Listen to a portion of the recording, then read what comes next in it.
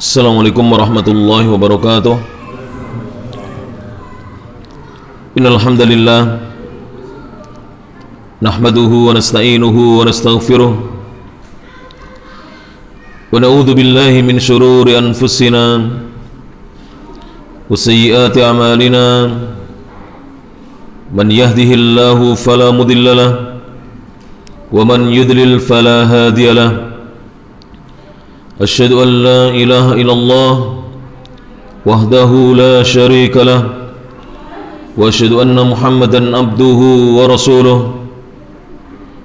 يا أيها الذين آمنوا اتقوا الله حق تقاته ولا تموتن إلا وأنتم مسلمون. يا أيها الناس اتقوا ربكم الذي خلقكم من نفس واحدة وخلق منها زوجها وبث منهما رجالا كثيرا ونساء واتقوا الله الذي تساءلون به والأرحام إن الله كان عليكم رقيبا. يا أيها الذين آمنوا اتقوا الله وقولوا قولا سديدا يصلح لكم أعمالكم ويغفر لكم ذنوبكم ومن يطع الله ورسوله فقد فاز فوزا عظيما. أما بعد فإن أصدق الحديث كتاب الله وخير الهدى هدى محمد صلى الله عليه وعلى آله وسلم وشر الأمور محدثاتها فإن كل محدثة بدعة وكل بدعة ضلالة وكل ضلالة في النار. Jamaah kajian Masjid Baitul Mu'ti rahimani Allah wa iyyakum. Alhamdulillah, segala puji bagi Allah Subhanahu wa ta'ala alladzi bi ni'matih, yang dengan nikmat dan karunia dari Allah semata tatimmus shalihat, segala kebaikan menjadi sempurna. Kita bersyukur kepada Allah atas sekian banyak nikmat-nikmat Allah yang Allah karuniakan kepada kita, yang apabila kita hendak menghitung-hitungnya, niscaya kita tidak akan sanggup untuk menghitung-hitungnya, disebabkan banyaknya nikmat Allah Subhanahu wa ta'ala dikaruniakan kepada kita. Wa in ta'uddu nikmatallahi la tuhsuha. Dan jika kalian menghitung-hitung nikmatnya Allah, kalian tidak akan sanggup untuk menghitung-hitungnya. Maka Allah wajibkan kepada kita untuk mensyukurinya. Dengan bersyukur, Allah berjanji nikmat-nikmat tersebut akan ditambahkan dengan nikmat-nikmat yang lainnya, sebagaimana janji Allah Subhanahu wa ta'ala, wa ita'adzana rabbukum, dan ingatlah ketika Allah sesembahan kalian memberikan maklumat kepada kalian, la in syakartum la azidannakum, sungguh jika kalian bersyukur, aku benar-benar akan memberikan tambahan nikmat kepada kalian.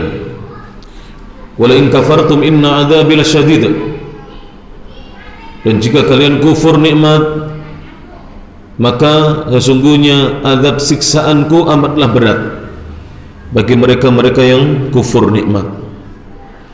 Para jamaah yang rahmati Allah Subhanahu wa ta'ala, kajian pada malam hari ini kita belum melanjutkan kajian kitab tauhid kita, namun kita isi setelah kita libur lama dengan kajian tematik yang pada kesempatan malam hari ini panitia meminta kepada saya untuk membahas tema suka dan duka dalam kehidupan.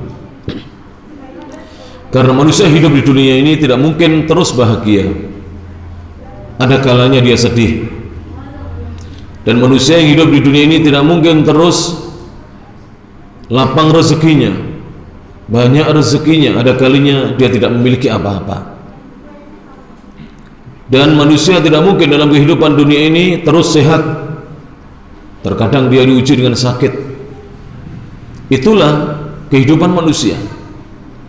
Namun ingatlah para jamaah, kita hidup di dunia ini bukan untuk tinggal lama abadi langgeng di dunia, tidak. Kita hidup di dunia ini adalah untuk mempersiapkan bekal menuju kehidupan yang abadi di akhirat kelak. Oleh karena itu Rasulullah sallallahu alaihi wasallam bersabda dalam hadis yang diriwayatkan oleh Imam At-Tirmidzi dalam Jami' atau Sunannya, dan hadis ini dari sahabat yang mulia Abdullah ibn Umar radhiyallahu anhuma, Nabi bersabda sallallahu alaihi wasallam, kun fid dunya ka'annaka gharib. Kun, jadilah kamu, fid dunya, di dunia ini wahai Abdullah bin Umar, ka'annaka gharibun, seakan-akan kamu adalah orang asing. Jadi seperti orang asing yang masuk ke suatu negeri, dia tidak mungkin akan menetap di negeri tersebut. Dia akan pasti meninggalkan negeri itu untuk kembali ke tanah airnya. Begitulah orang asing, perantau. Maka Nabi berpesan kepada Abdullah bin Umar radhiyallahu anhuma, dan ini tentu pesannya bukan hanya untuk sahabat ini saja. Pesan ini kepada kita semuanya, agar kita di dunia ini berlaku seperti orang yang asing. Kun, jadilah kamu fid dunya, dalam kehidupan dunia ini, ka'annaka gharibun, seolah-olah kamu orang asing. Au abiru sabil, atau orang yang sedang melintasi jalan, hanya sekedar mampir, kebetulan dia lewat jalan tersebut. Inilah seharusnya para jamaah yang dirahmati Allah Subhanahu wa taala, sikap yang harus diambil oleh setiap muslim. Saya ingatkan para jemaah, sebagaimana disebutkan dalam Al-Quran, Allah berfirman sebagaimana dalam surah Al-Baqarah ayatnya 155, surat nomor 2 urutan dalam Al-Quran, bahwa manusia di dunia ini tidak mungkin tidak mendapatkan ujian, tidak mendapatkan musibah dari Allah, tidak mungkin. Maka Allah memberitahukan kepada kita agar kita bersiap-siap. Saat kita hidup di dunia ini, pasti kita akan diuji oleh Allah, diberi cobaan oleh Allah Subhanahu wa taala. Datang musibah kepada kita, datang bencana kepada kita, sebagaimana terjadi di akhir-akhir ini ya para jemaah. Pandemi sejak Januari atau Februari atau Maret tahun lalu, ini sudah mau setahun atau sudah setahun, Allah belum angkat wabahnya. Belum lagi banjir di mana-mana. Beberapa daerah kota yang dahulu tidak pernah menjadi langganan banjir, sekarang menjadi 2 tahun terakhir ini menjadi langganan banjir. Dan saya baru tahu pada jamaah, berapa tahun yang lalu ketika teman saya memberitahu saya bahwa rumahnya terendam air 2 meter. Kemudian dia mengatakan semua yang ada di bawah air itu rusak. Kitab-kitabnya beliau sejak kuliah, sejak mondok bahkan, kemudian kuliah S1, S2, S3, semuanya tidak bisa diselamatkan. Hanya barang-barang yang ada di lantai 2 saja yang bisa selamat. Kemudian dia cerita lagi, pakaian termasuk yang tidak bisa diselamatkan. Sewaktu itu saya belum bisa menerima, kalau pakaian bagaimana tidak bisa diselamatkan? Artinya kalau terkena air atau lumpur, nanti mungkin bisa dilundri atau dicuci. Ternyata kapan hari Allah memberikan musibah kepada saya, ban mobil yang sebelah kiri belakang bocor, kena paku 2 dan kena sobekan 2, jadi 4 bolong ya. Pulang dari pengajian, kemudian kami berdua ya, jadi Mas Fauzi ini saya temani membetulkan kendaraannya, mengganti ban dan seterusnya. Saya ikut delosor-delosor di bawah. Baju jubah saya kena lumpur yang ada di bawah aspalan, dicuci di laundry nggak bisa hilang. Maka saya akhirnya percaya kalau kena lumpur banjir itu pada jamaah, apalagi 2 pekan lumpur banjir itu tidak surut, baju itu memet. Tahu memet pada jamaah? Tidak bisa diselamatkan. Wong saya hanya beberapa jam kena lumpur saja, delosoran itu sudah lumpurnya itu masih coklat-coklat di baju saya, tidak bisa apa? Hilang. Subhanallah. Akhirnya saya tersadar, ya Allah, bagaimana dengan saudara-saudara kita yang diuji dengan apa? Bencana. Sudah pandemi, sebagian pedagang sepi dagangannya, dagangan tidak laku, penghasilan berkurang, kemudian kena banjir, sebagian kena longsor, sebagian kena musibah yang lainnya. Para jemaah yang dirahmati Allah Subhanahu wa taala, ini tentu musibah, dan ini tentu ujian dari Allah Subhanahu wa taala bagi orang-orang yang beriman, untuk Allah angkat derajat mereka. Allah katakan dalam surah Al-Baqarah ayat berapa tadi? 155, surat nomor 2, walanabluwannakum bisyai'im minal khauf, dan sungguh benar-benar kami Allah akan memberikan ujian kepada mereka, kepada kalian, bisyai'in minal khauf, dengan sedikit rasa takut, wal ju', rasa lapar, kelaparan, wa naqsim minal amwal, kekurangan harta benda, wal anfus, kehilangan jiwa, ada yang meninggal. Tanah longsor itu ada beberapa yang belum ditemukan para jamaah, jenazahnya yang hilang belum ditemukan, masih ada hilang, belum ditemukan. Belum lagi beberapa waktu yang lalu ketika tsunami dan gempa di Palu, banyak saudara-saudara kita yang tertanam di bawah tanah, tidak bisa digali tanahnya. Ini kehilangan jiwa, wathamarat, dan kekurangan buah-buahan. Allah katakan wa basyiris sabirin, wahai Nabi Muhammad, sampaikan kabar gembira kepada orang-orang yang bersabar. Jadi kita wajib bersabar para jemaah yang dirahmati Allah Subhanahu wa taala. Tidak mungkin kita tidak bersabar. Kenapa? Karena manusia pasti akan mendapatkan ujian dari Allah Subhanahu wa taala. Allah yang mengatakan ini, walanabluwannakum, dan sungguh benar-benar kami Allah akan memberikan ujian kepada kalian, dan ini menjadi kenyataan, betul-betul diuji oleh Allah Subhanahu wa taala. Diuji.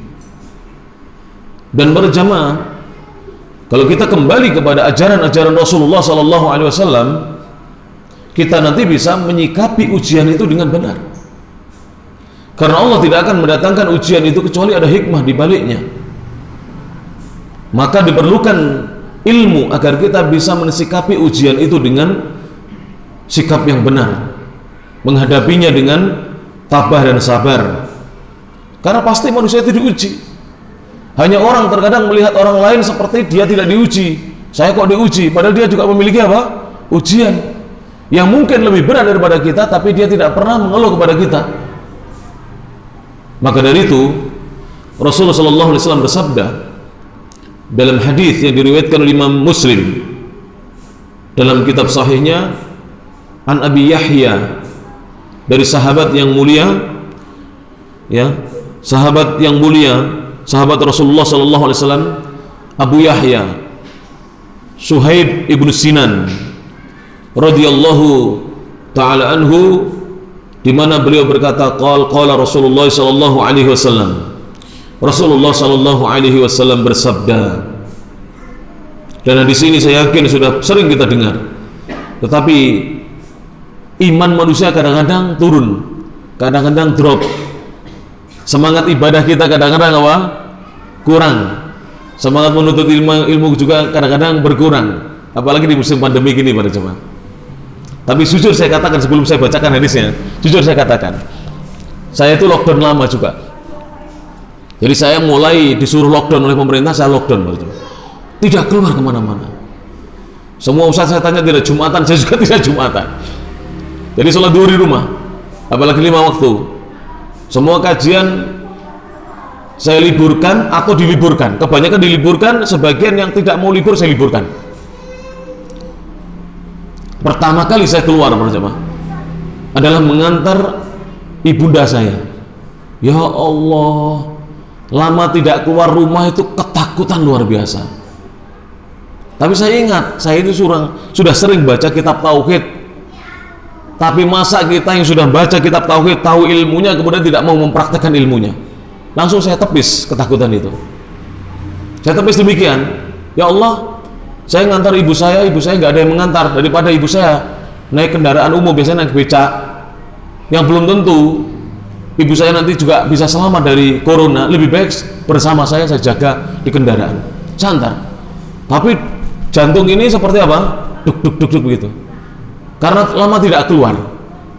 Ingat ngaji kitab tauhid para jamaah, saya tepis satu persatu ketakutan itu. Dalam hati saya bilang begini, kalau kita mau ibadah meninggal, mestinya husnul khotimah. Mengantar orang tua, berbakti pada orang tua, ibadah bukan? Husnul khotimah. Sudah setelah itu para jamaah, Jumatan pertama, setelah lama berbulan-bulan tidak Jumatan, itu juga takut. Dilalah itu apa? Ternyata saya Jumatan, softnya longgar, tapi yang pakai masker kok sedikit, padahal di masjid itu tulisnya wajib pakai masker. Hanya saya dan beberapa orang tua yang pakai masker. Ya Allah, lain kali nasi gebres watuk pilek piye iki, lak nular kabeh. Dalam hati saya begitu. Bener pertama kali Jumatan tuh. Ya Allah gitu. Wes sudah saya tawakal kepada Allah. Sudah. Kalau memang diberi kesehatan oleh Allah, dijaga, insya Allah dijaga oleh Allah Subhanahu wa taala. Kalau takdirnya kena penyakit, ya sudah takdirnya Allah diterima. Kemudian pada jemaah, kajian pertama juga begitu. Saya lupa kajian pertama di mana. Pertama kali mulai kajian setelah libur berbulan-bulan pada jemaah. Itu juga mulai ngaji begini khawatir kita. Tapi kemudian para jemaah kita ingat pesan Rasulullah SAW. Apa yang datang dari Allah dan Rasulnya. Ternyata tidak boleh demikian.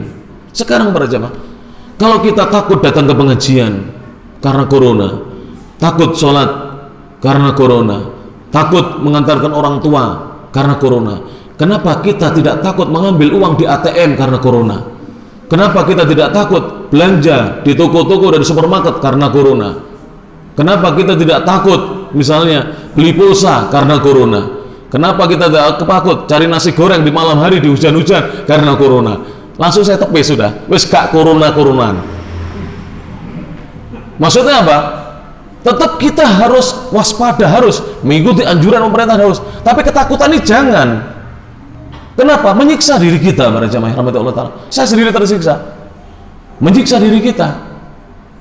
Kemudian saya keluar, setelah beberapa kali keluar, saya lihat di pinggir jalan itu penjual-penjual di pinggir jalan, bapak-bapak tukang beca, kok nggak pakai masker? Ya sehat-sehat, wes bismillah, saya pakai masker mau masuk orang sehat. Saya begitu benar. Alhamdulillah sampai sekarang para jamaah, walaupun di atas kendaraan di mobil, ini saksinya teman-teman ini, santri-santri ini, saya terus pakai masker, kecuali pas minum atau apa, saya buka masker saya. Alhamdulillah. Takut berlebihan ini yang harus dihilangkan. Para jamaah rahmati Allah Subhanahu wa taala. Rasul mengatakan tentang perkaranya orang yang beriman, ajaban li amril mu'min. Sungguh menakjubkan, mengherankan perkaranya orang yang beriman. Inna amrohu kullahu khair. Sesungguhnya perkaranya orang yang beriman itu semuanya adalah baik. Jadi Rasul mengatakan ajaban li amril mu'min. Sungguh menakjubkan perkaranya orang yang beriman. Inna amrohu, sungguhnya perkaranya orang beriman itu kullahu, kesemuanya adalah baik. Kullahu khair, kesemuanya baik. Walaysa dzalika li ahadin illa lil mu'min. Dan hal itu, kebaikan itu tidak akan diberikan oleh Allah kepada seorang pun juga, kecuali hanya diberikan kepada orang yang beriman. Jadi orang beriman itu semua urusannya, semua perkaranya, semua keadaannya baik. Mau dia sakit baik, mau dia sehat baik, mau dia sedikit uang baik, mau dia banyak uang baik, mau dia bahagia baik, mau dia susah baik, ada keluarga yang meninggal baik, ada anak yang lahir baik, bagi dia semuanya baik. Iya para jemaah, keadaan orang beriman. In asabathu sarra, jika ada hal yang menggembirakan datang kepadanya, maka syakara, dia bersyukur kepada Allah Ta'ala, fakana khairan lah, maka bersyukurnya kepada Allah adalah kebaikan bagi seorang mukmin. Wa in asabathu dharra, dan jika dia diberi kemadaratan, menimpanya hal yang memadaratkan dirinya, membahayakan dirinya, menyiksa dirinya, datang musibah kepada dirinya, sabara, dia bersabar, fakana khairan lah, maka kesabarannya itu adalah kebaikan untuk dirinya. Jadi orang beriman itu cuma dua yang dia kerjakan dalam kehidupan dunia ini. antara syukur dan sabar. Sehat, syukur. Sakit, sabar. Rezeki lancar, syukur. Sepi dagangan, sepi job, sabar. Ya enggak, para jamaah? Begitu. Harus begitu. Gaji ditambah, syukur. Gaji dikurangi, sabar. Harus begitu. Gaji tepat waktu, syukur. Gaji datangnya terlambat sampai setengah bulan belum datang, sabar. Orang beriman demikian, para jemaah. Harus. Menikah langsung dapat momongan, syukur. Sudah menikah bertahun-tahun belum dapat momongan, sabar. Berarti sampai dikehendaki oleh Allah untuk berduaan terus, alhamdulillah. Kayaknya sengganggu. Tanya bapak-bapak yang anaknya kecil, recel-recel itu. Arpe turu raiso. Saya itu loh, para jemaah. Pulang pengajian nanti jam sekian, pulang dari sini sampai di rumah sekitar 9:30. Mau menggeletakkan badan lah. Boyok rasanya sekawasal apa? Mau menggeletakkan anak-anak rame. Tahu anak-anak kecil tidur kalau nggak jam 12 ke atas nggak tidur. Apalagi dia maghrib sudah tidur. Ya, anak saya masih kecil itu kadang-kadang maghrib minta dibubukkan. Tidur nanti jam-jam 9, jam 10 bangun sudah mau main nggak bisa apa? Diam. Namanya anak-anak. Para jemaah. Ya harus bersabar kita. Bersabar para jemaah kepada Allah Subhanahu wa taala. Tidak bisa kita kemudian menentang takdirnya Allah Subhanahu wa taala. Semua ini dalam lingkup takdir Allah Subhanahu wa taala. Virus yang Allah berikan kepada kita ini tidak akan hilang kecuali yang mampu menghilangkannya, mengangkatnya adalah Allah Subhanahu wa taala. Dan ini sudah dikehendaki oleh Allah Subhanahu wa taala. Dan takdir ini sudah Allah tuliskan di kitab Allah yang sekarang tersimpan di Al-Lauh Al-Mahfuz semenjak 50.000 tahun sebelum Allah ciptakan langit dan bumi. Bayangkan ini. Sudah ada para jemaah akan terjadi virus yang menimpa dunia. Ini sudah ada para jemaah. Orang-orang sholatnya longgar, ini ada. Sebenarnya para jemaah, sholat rampat saja, nggak usah longgar. Kalau ngaji begini longgar nggak apa-apa. Karena sholat cuma 10 menit. Ya toh? Lawang kita loh para jemaah. Kadang-kadang di pasar yo dempel-dempelan kok.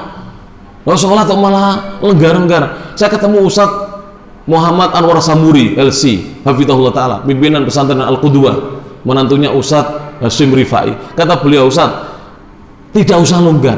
Lawang kita walimahan ya dempel wong, neng warung ya jejer wong, ke pasar ya dempetan wong, bayar nggone bakul ya ngekekne duit nompo barang.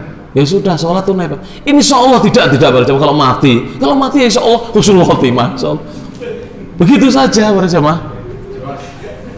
Jadi begitu. Ini Ustaz Anwar Samuri bukan saya ikuti sekarang. Awalnya saya takut kok, bener. Wah aku wedi kok sampean podo. Awakku gede ora wedi, podo wedi saya juga. Tapi saya ikuti ustaz-ustaz yang kendel-kendel gitu. Bukan nekat, Pak. Mereka punya ilmu para jamaah. Iya, punya ilmu. Tetap mereka kalau ngaji suruh renggang, tapi kalau sholat cuma 10 menit nggak apa-apa. Sekarang majengan nun sewu. Ini kan longgar toh, kanan kirinya berapa? 70 meter. Tapi kaki dengan kepala kita itu dempet itu pada jemaah. Harusnya kaki ya, antum malah sujud, panjang malah sujud. Kan kadang-kadang diinjak oleh temannya di depan ya. Berarti belum menjaga jarak itu. Harusnya agak ke belakang lagi nih. Isop pertama di sini ya, isop bunda di situ. Nggak boleh di sini. Karena nanti kepalanya masih dempet dengan yang di depan, kecuali silang ya, silang begini ya. Sudahlah, rapat aja nanti rapat. Wani bukan? Tanggung jawab DDW, bukan saya tanggung jawab para jawab. Kenapa? Mati itu sudah ada takdirnya para jamaah yang rahmatullah taala. Sudah ada takdirnya. Saya bacakan ayatnya kalau nggak percaya. Allah Subhanahu wa taala berfirman. Jadi dalam surah Ali Imran ya, kalau tidak salah di sini saya catatkan dalam surah Ali Imran surat nomor 3 ayat 185. Allah katakan kullu nafsin dha'iqatul maut. Kullu nafsin, setiap yang memiliki jiwa, setiap yang bernyawa, dha'iqatul maut, akan mencicipi kematian. Akan mencicipi kematian. Artinya, mohon maaf, saya berikan sedikit wawasan. Gak apa-apa, kita ngaji itu tidak memaksa orang kok, tapi memberikan wawasan pada orang, diterima alhamdulillah, tidak juga nggak apa-apa. Yang perlu kita takutkan adalah bukan kita sakit kemudian kita mati. Sakit dan matinya tidak perlu ditakutkan, sudah ada takdirnya. Walaupun kita bergaul dengan ribuan orang, kalau tidak takdirnya sakit, ya tidak sakit. Ada ibu-ibu tidak pernah keluar rumah, bayar belanja kena COVID dia. Bayar belanja, nggak pernah keluar rumah dia. Ada ibu-ibu demikian, kena COVID. Ada bapak-bapak tua nggak pernah kemana-mana, kena COVID. Anaknya yang setiap hari di warung kopi ngeluyur, nggak kena COVID. Ya nggak pada jamaah. Di warung angkringan itu ngopi, tidak pernah COVID. Tiap hari golek onlinean sama wifi di warung-warung, nggak kena COVID. Iya, tapi bapaknya yang di rumah saja kena. Artinya yang harus kita takuti bukan sakitnya atau kematiannya. Yang harus kita khawatirkan adalah bagaimana cara kita mati nantinya. Apakah Allah wafatkan kita dalam keadaan husnul khotimah atau sebaliknya, naudzubillah min dzalik. Ini yang harus kita khawatirkan.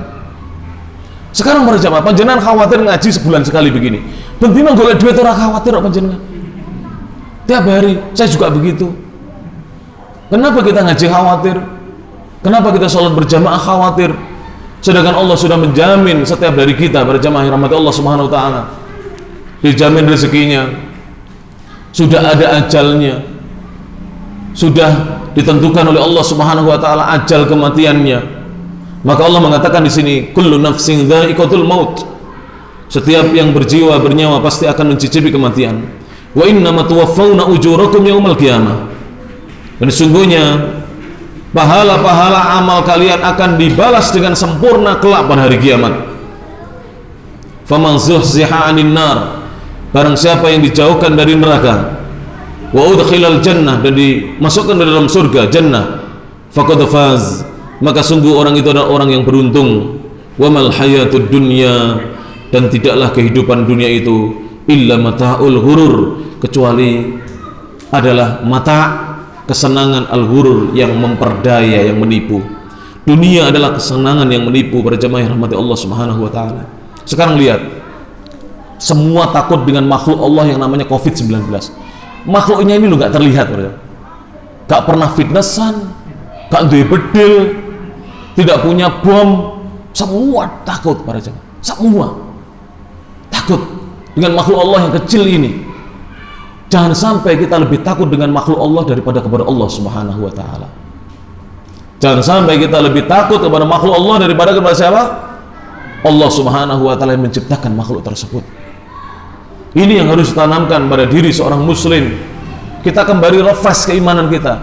Kita perlu tajdidul iman, kita perbaharui iman kita yang mulai lemah, ibadah juga begitu, semangat menuntut ilmu juga demikian, takmir juga begitu lemah, karena jamaah pada wedi, takmir wedi pisan. Jadi lemah iman kita, ini benar melemah pada jamaah, kondisinya melemah, benar. Kadang-kadang saya itu lihat di jalan-jalan, kok imanku kalah mbak bapak-bapak tukang becak, bakul-bakul yang pinggir ratan, yang bakul-bakul itu loh, yang jualan di pinggir-pinggir jalan itu, nggak takut.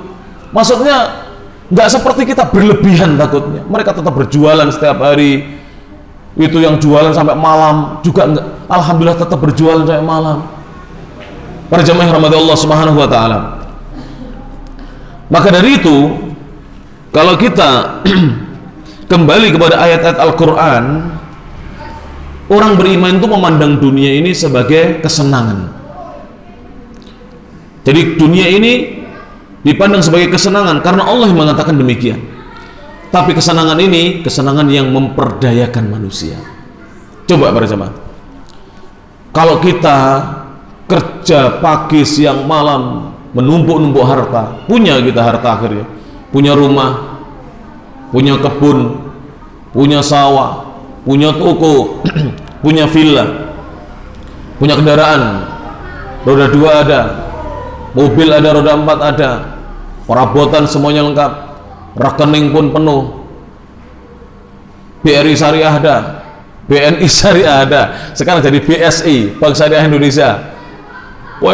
Rekening itu berbagai macam rekening ada, ATM Gold ada, ATM yang lainnya juga ada. Terus mati,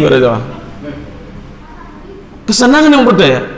Terus semuanya itu ada, istri cantik, bahkan lebih dari satu, cantik-cantik semua, tapi kemudian mati dalam keadaan tidak beribadah, tidak mencari ilmu, tidak beriman kepada Allah. Coba, tidak menjalankan kewajibannya, melanggar aturan-aturan Allah, bermaksiat kepada Allah, berbuat kesyirikan. Apa yang bisa menyelamatkan kita kalau demikian ini? Harta percuma. Kalau sudah demikian ini, harta tidak bermanfaat pada jamaah yang rahmati Allah Subhanahu wa taala. Maka dari itu Allah berfirman dalam surah Ghafir. Inilah suka dunia, suka dan dukanya kehidupan dunia ini, dalam kehidupan ini. Allah berfirman dalam surat Ghafir, surat nomor 40 ayat 39, innama hadhil hayatud dunya mata'. Sesungguhnya kehidupan dunia ini hanya kesenangan belaka. Kemudian dalam surah Ar-Ra'd ayat 13 ayat 26 Allah berfirman, kata Allah Subhanahu wa taala, surah Ar-Ra'd ya, ayat 26, Allahu yabsutur rizqa liman yasha'u wa yaqdir. Allah lah yang melapangkan rezeki kepada siapa saja yang Allah kehendaki, dan Allah pula yang menyempitkannya. Sebenarnya COVID ini, para jemaah, kalau kita sikapi dengan sikap benar sesuai dengan tuntunan Allah dan Rasulnya, saat rezeki kita sedikit, saat misalnya toko kita sepi dan kita tahu tokonya lakunya ba'da duhur sampai maghrib, ya sudah, pagi nggak usah buka toko. Ya para jemaah, terus digunakan untuk apa? Untuk membenahi rumah, untuk membantu orang tua, untuk mendidik anak-anak di rumah. Anak-anak PR-nya banyak, jangan diserahkan ibunya saja, kasihan. Saya kadang-kadang kasihan para jemaah. Saya lihat istri saya itu kadang-kadang jam 9 baru selesai ngerjakan PR. Anak saya mulai dari TK enak PR-nya. Ya Allah, bocah TK loh kayak PR. Kelas seluruh, kelas 2 SD ada PR-nya, kelas 4 SD ada PR-nya, kelas 6 SD ada PR-nya. Untungnya yang SMP kelas 2 sama SMA kelas 1 di pondok, jadi selamat, yang kedua sudah di pondok. Jadi istri saya ngatur 4 anak para jemaah. Itu selesai PR, percaya mboten, jam 9 malam. Saya pulang kajian begini karena belum selesai ngerjakan PR-nya. Ini belum setoran hafalan Al-Qur'annya, ini belum setoran hafalan hadisnya. Apalagi bocah TK kok ngafal hadis karo arti nih. Iki gurune jan bener apa ndak saya kira. Ya Allah. Bener ini. Suruh ngafalkan hadis dengan artinya. Mbok suruh baca saja, direkam, di story, gak usah dihafal nih. Stres nanti. Para jamaah. Bukan hanya anaknya yang stres, ibunya itu stres. Karena bocah gak hafal-hafal. Akhirnya tak akal ini, tak cari mana. Ben direkam juga apa-apa, tak akal gini. Jadi rekaman ini dah, rekaman yang sudah hafal direkam. Nanti matikan dulu, dikon ngapal les lanjutan nih, baru rekam lagi, celek nih lagi. Paham nggak? Kalau anak kecil dari awal sampai akhir direkam, mesti keliru-keliru. Akhirnya suruh ngulang ibu nih, bocah saya nangis, ya enggak? Akhirnya uminya saya gitu kan, coba direkam, ya tak? Suruh ngapal ini, sudah hafal, sudah direkam, mata ini dulu, ya tak? Berhentikan dulu, di pause dulu, kemudian disuruh ngapal dulu lanjutannya, begitu. Nah ini guru, ya Allah. Dan saya lihat pada zaman pelajaran sekarang ini, masa anak SD kelas 6 pelajarannya fikih jual beli, ya Allah, rukun jual beli, syarat-syarat jual beli. Ini dulu di kampus Pak, di S1 saya, fikih jual beli gitu. Zaman dulu fikih jual beli S1 itu. Sekarang SD kelas 6. Ya Allah. Belum waktunya anak-anak itu. Nggak tahu siapa yang bikin kurikulum ini pada zaman. Tidak benar ini pada zaman. Benar. Makanya buahnya yang sambat orang tua itu. Orang tuanya sendiri lo ngerjakan PR nggak bisa kok suruh anaknya. Saya yakin gurunya ora iso. Kenapa nggak bisa pada zaman? Karena LKS-nya anak saya kosong. Nah mana jawabannya, kuncinya mana? Iya. Maka dari itu pada jemaah, hadapi dengan sabar. Sudah, sabar sudah. Dan sekarang ini saya ingatkan, untuk anak-anak jangan ditekan. Terus pokoknya anak-anak dia tahu tugasnya sebagai hamba Allah, kenal Allah Subhanahu wa taala, mau sholat, mau belajar membaca Al-Quran, di rumah mau menghafal sedikit ayat Al-Quran, sudah, nggak usah ditekan para jemaah. Tidak harus ada kewajiban bagi kita untuk mendidik anak kita agar pintar dan agar nilainya bagus, tidak ada kewajiban itu. Kewajiban kita mendidik anak-anak kita agar mereka menjadi hamba-hamba Allah yang bertakwa, menjadi anak-anak yang solih dan solihah. Tanya ini santri-santri saya tidak pernah menekan mereka. nilainya jelek nggak pernah tak marahi. 5 tak kayak 7 pokoknya lulus.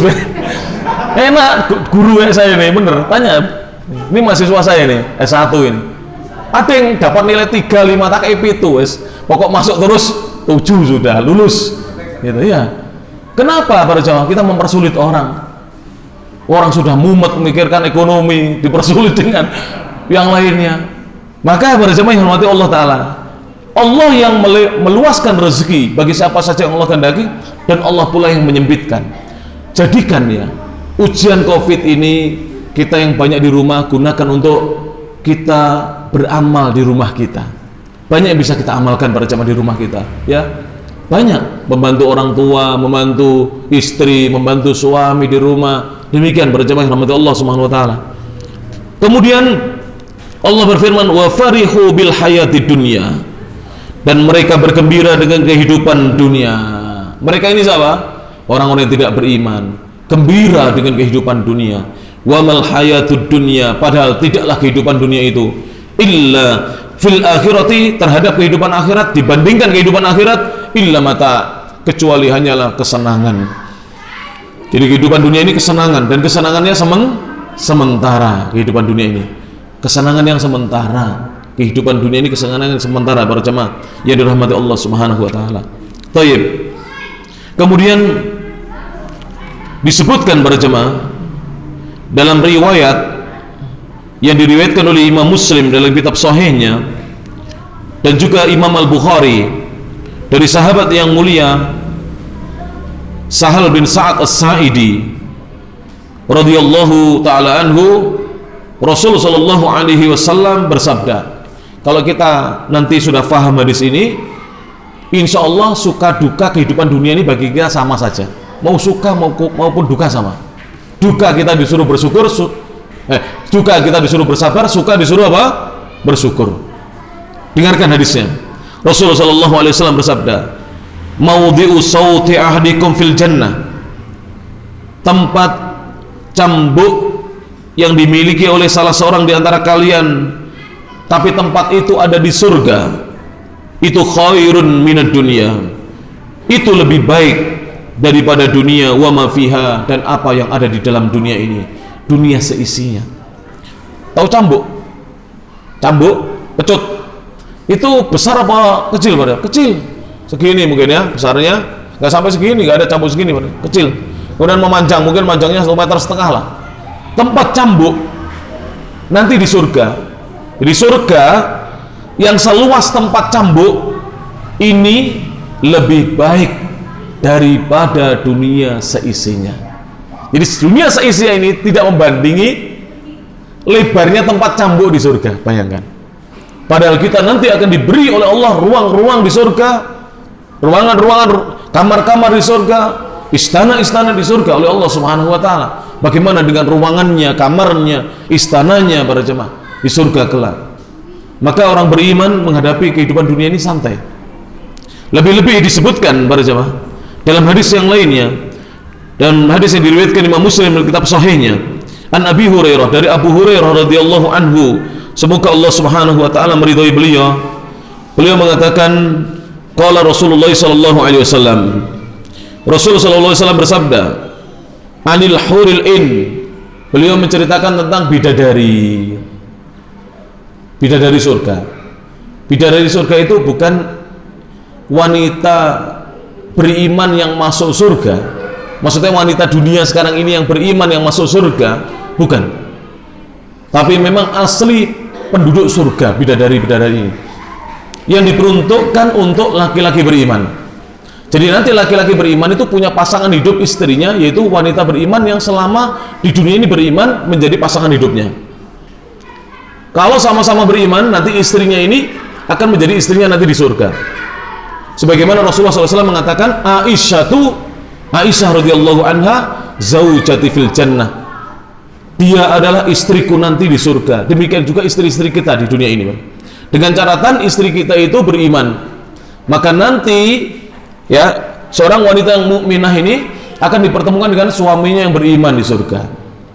Jika istrinya tidak beriman, maka laki-laki surga ini akan dicarikan wanita-wanita mukminah yang suaminya masuk neraka, kemudian dipertemukan oleh Allah Subhanahu wa taala. Nah, selain wanita-wanita beriman yang masuk surga itu yang menjadi permaisuri-permaisuri surga, ada bidadari-bidadari di sana. Ada bidadari-bidadari yang diperuntukkan untuk laki-laki yang beriman. Rasul bersabda, dengarkan tentang bidadari surga.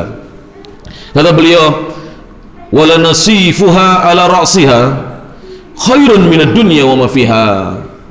Dan kerudungnya bidadari surga yang berada di atas kepalanya bidadari surga itu lebih baik daripada dunia dan seisinya. Jadi bidadari surga itu punya kerudung para jamaah, itu lebih baik daripada dunia seisinya. Masya Allah.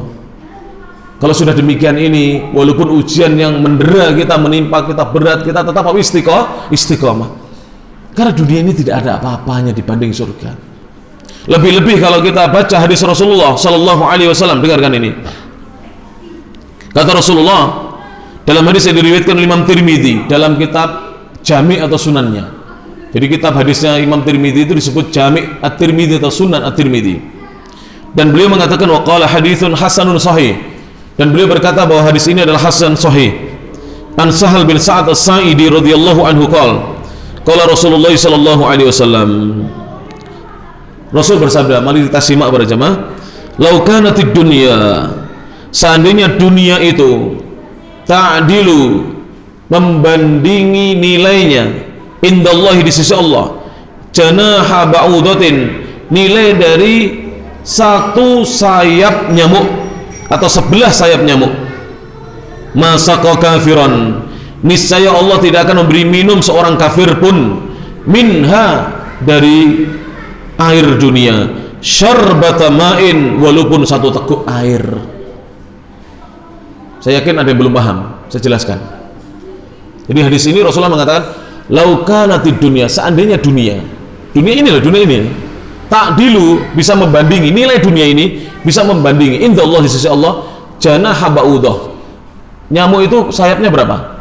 2. Kata Rasulullah, seandainya membandingi sebelah sayap nyamuk yang Allah ciptakan itu di sisi Allah, bukan di sisi manusia. Kalau manusia itu mengagungkan dunia, gila dengan dunia, ya, berlebihan terhadap dunia sampai dia sibukkan dirinya, habiskan waktunya, lelahkan badannya untuk mencari dunia, untuk mencari ilmu. Dia tidak terlalu lelah-lelah untuk cari pahala, dia tidak mau lelah-lelah. Tapi ketika mencari dunia, dia rela berlelah-lelah, berhujan-hujan, berpanas-panas, habis waktunya, habis umurnya, usianya.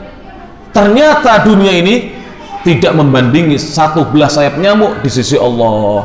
Seandainya membandingi, kata Rasulullah, masaqo kafiron, Allah tidak akan memberi minum kepada seorang kafir pun minha, dari dunia ini, syarbatama'in, walaupun satu tegukkan air.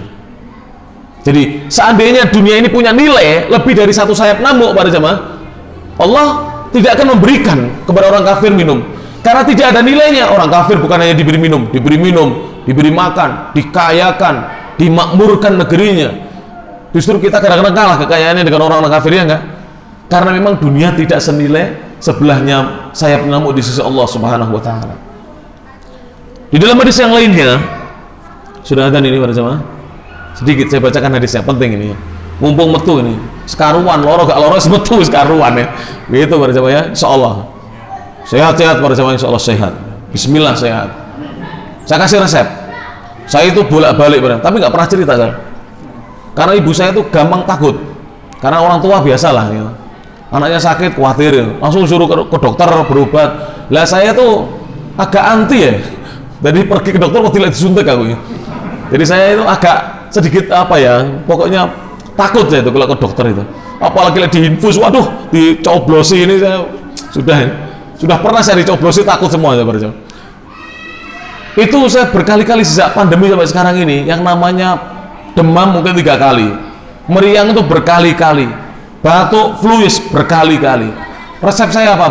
Resepnya mbah kita dulu, adus mandi, Jadi kalau saya demam, badan saya demam Pak, nggak minum obat-obatan penurun panas saya, di biar-biar maem. Saya pernah dapat video pokoknya mangan ya. mangan masker. Jadi yang penting mangan masker. Pakai masker makan maksudnya itu ya. Pakai masker makan, bukan mangan masker ya, bukan. Tak praktekkan, saya agak sakit itu mau ame wes. Bah lamu ya bah saya kata. Saya yang penting paringi sehat loh. Saya ini mengenai kurung kering-keringan ya enak lamu sehat awalnya. Saya mau makan habis itu minum madu, minum jahe, wes gitu aja. Alhamdulillah selama pandemi sekarang ini sakit berkali-kali ya tidak ke dokter, alhamdulillah. Resepnya mbah-mbah kita dulu panas mau mandi biur keramasan, buat keramas memang terasa, tapi habis itu enak badan. Jadi kalau panas nggak mandi itu malah panasnya terus itu. Coba mandi bareng. Dan ini pengalaman saya di Saudi Arabia waktu saya di opname di rumah sakit. Ketika panas itu saya dimandikan air es loh Saudi Arabia, malah ditusi banyu es. Jadi air gini ya, itu bukan air hangat. Saya kira wah hangat, dicemplungi es kotoran, blung gitu, terus disekok dan ngawuk, wanceles gitu, adem. Habis itu drop panas itu turun bareng. Iya, resep Rasulullah SAW. Rasulullah mengatakan, al-humma min faihi jahannam. Sakit demam panas itu adalah dari hembusan yang neraka jahanam. Fabriduha bil ma, maka dinginkanlah dengan air, disuruh mandi. Syekh Mukbil bin Hadi Al-Wadi tanya Ustaz Abdul Hamid, itu kalau ada santrinya panas gak disuruh minum obat penurun panas, suruh mandi. Jadi santri kalau panas disuruh apa? Mandi pada jemaah ya rahmatullah taala. Satu hadis untuk menutup kajian ini diriwayatkan Imam Muslim dari Anas bin Malik radhiyallahu anhu, Rasul bersabda, yu'ta bi asyaddin nasi bu'san fid dunya yaumal qiyamati atau fil jannah fayusbaghu fil jannati sibghatan. Nanti pada hari kiamat ketika sudah di surga akan didatangkan manusia yang paling susah hidupnya di dunia. Jadi yang paling melarat, paling susah hidupnya di dunia, paling sering dapat musibah di dunia, didatangkan nanti pada hari kiamat. Tapi dia ahlul jannah, dia beriman menjadi ahlul jannah. Setelah didatangkan fayusbaghu fil jannah, dimasukkan sebentar dia. Kalau di sini maknanya dicelupkan, maksudnya dimasukkan sebentar dia di surga, sibghotan sebentar. Fayuqalu, kemudian ditanyakan kepadanya, hal marra bika bu'sun qattu, apakah pernah melewati dirimu, menimpa dirimu satu kesusahan walaupun sekali? Fayaqulu la, tidak pernah susah aku, padahal di dunia ini paling susah. Begitu masuk surga dia mengatakan tidak pernah apa? Susah, padahal di dunia ini paling susah. Mungkin loro-loron, sakit-sakitan, miskin, ujiannya bertumbuk-tumbuk terus begitu. Ternyata kalau sudah masuk surga susahnya itu hilang pada jamaah, sudah tidak ingat lagi. Sama dengan kita sakit keras, diopname, diinfus, di apa nggak sembuh-sembuh, kemudian diberi kesembuhan, sehat, bisa sepak bola lagi, bisa naik sepeda motor lagi, bisa apa lagi, langsung kita lupa dengan penyakit yang beberapa waktu lalu menemui kita. Iya nggak pada jamaah? Begitulah kenikmatan surga. Wallahi, kata dia, demi Allah, ma marrabi bu'sun qattu, tidak pernah melewati diriku, tidak pernah menimpa diriku kesusahan sama sekali. Jadi beliau mengatakan, penduduk surga ini berkata, aku tidak pernah tertimpa kesusahan sama sekali, padahal dia ini di dunia adalah orang susah. Ini adalah sikapnya seorang muslim berjamaah rahmatullah taala. Ya, mudah-mudahan walaupun sekelumit dari ayat-ayat Al-Quran dan hadis-hadis Rasulullah SAW, mudah-mudahan ini ya menjadi nasihat bagi kita. Thayyib, saya tutup dengan nasihat dari para sahabat. Dikatakan oleh para ulama salaf, inna sahabata la yafrahuna bima ata, sesungguhnya para sahabat dahulu radhiyallahu anhum tidak terlalu bergembira dengan apa yang datang kepada mereka berupa rezeki, kesehatan, kemakmuran hidup. Wala yahzanuna bima fat, dan mereka tidak terlalu bersedih hati terhadap apa yang luput dari mereka, apa yang mereka tidak dapatkan. Insya Allah kalau kita menggunakan prinsip hidupnya para sahabat ini, dapat rezeki tidak terlalu kita bergembira ria, kemudian diberi oleh Allah kekurangan rezeki, tidak dapat rezeki, juga tidak terlalu bersedih hati, maka kita akan bisa mengarungi kehidupan ini dengan baik para jemaah. Karena suka duka dunia ini mesti ada. Tidak mungkin dunia ini suka terus tanpa ada dukanya.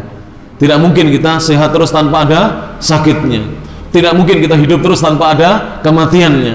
Tidak mungkin kita banyak rezeki terus tanpa ada tidak punya rezeki, dan seterusnya dari kehidupan dunia. Mudah-mudahan apa yang disampaikan ini bermanfaat. Ini menambah semangat kita ya untuk beribadah kepada Allah Subhanahu wa taala. Tapi tetap para jemaah, amalkan ya protokol kesehatan diterapkan oleh pemerintah kita, karena kewajiban Ahlussunnah dalam mentaati pemerintahnya ya, wajib mentaati pemerintahnya. Tapi yang saya berikan tadi adalah jangan hati kita takut berlebihan kepada selain Allah. Dan ini diingatkan oleh Syekh Profesor Dr. Sa'ad Al-Thithri, anggota Hay'ah Kibar Ulama Saudi Arabia.